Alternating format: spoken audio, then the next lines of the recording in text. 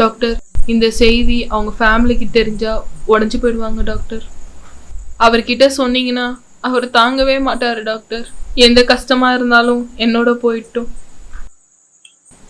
உங்களை கும்பிட்டு கேட்டுக்கிறேன் டாக்டர், இது என்னோட போயிட்டும் ப்ளீஸ் டாக்டர்.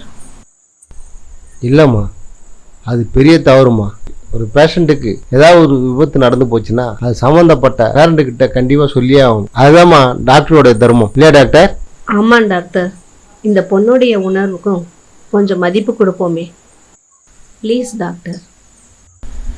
டாக்டர், அவரை கல்யாணம் பண்ணிக்கிட்டு அவருக்கு இருக்கிற குறைய அவருக்கே தெரியாம வாழ்ந்துருவேன் டாக்டர். குழந்தை இல்லாமல் எப்படிமா வாழ்வ? ஏதோ ஒரு ஆசிரமத்துல இருந்து குழந்தைய தத்தெடுத்துப்பேன் டாக்டர்.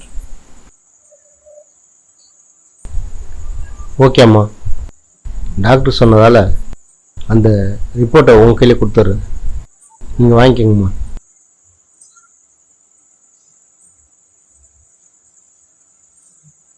ரொம்ப நன்றி டாக்டர். உன்னுடைய தூய்மையான காதலை நினைச்சி நான் உண்மையிலே பெருமைப்படுறேன். அதுக்கான சர்டிபிகேட் தான் இது. உனக்கும் உன் வீட்டு ஆளுங்களுக்கும் இதெல்லாம் தெரியக்கூடாதுன்னா இத்தனை நாள் நான் போராடினேன். ஆனால் உங்களோட கீழ்த்தன புத்தியை காட்டிட்டீங்களே.